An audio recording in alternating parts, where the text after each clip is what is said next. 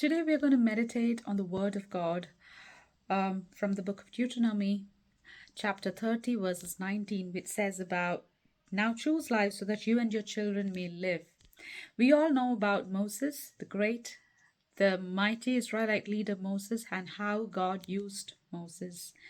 We know that he had a great heart for the next generation. He was always worried about not having a generation for Christ, and he always made sure that he pushed the younger generation to become leaders for Christ. How much do we understand the importance of being parents as Christians? How much do we push and urge our children to boldly confess their faith in today's world and to talk about Christ, to be fearless warriors, to have a connection with God, to pray, and to also talk about Jesus Christ to other people? How much do we do that? Well, we should also remember to lead by example. It's only when it begins at home will they be able to boldly go outside and talk about Christ to the world as well. We always know that leading by example is really hard, especially in these times when we lead. If you've got young children as well, it's really hard to find the time and space and the energy. But if you think about it, we do push our kids to, build up a lot of different skills and talents and everything. Building this skill up is also quite important. To talk about Christ, you can talk to them and talk with them about Christ. And when they start talking to you about Christ, that's when they'll find the confidence to go out and talk to the world about Christ as well. Well, that's what they should be fearlessly doing, because it's not that easy, it's not that simple to talk about the truth.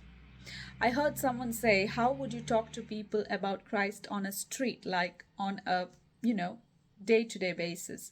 If you found someone who you could, have a conversation with, and if you started talking about God, when they ask about, who is God?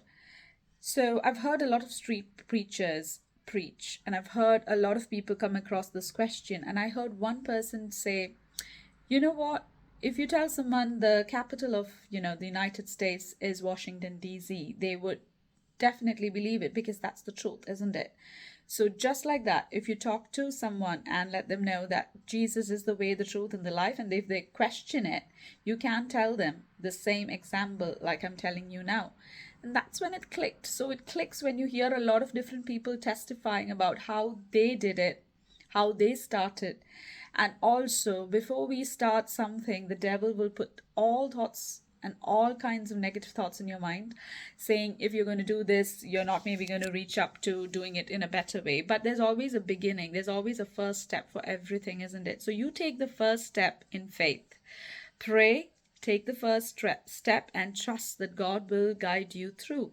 Because as soon as you take that first step, God is doing his work as well. So you do your work, and God will definitely do the rest of it for you, to build you up to do things. So you'll have to cultivate that skill in your children to talk about Christ to other people, which is very important, and that too fearlessly. They shouldn't hesitate to talk about it. Because just imagine if there was a generation who was not going to take the legacy of Christ forward. Definitely not. That's never going to happen. Because there will be a time when every tongue will confess that Jesus Christ is Lord. That's written in the scriptures. We know that.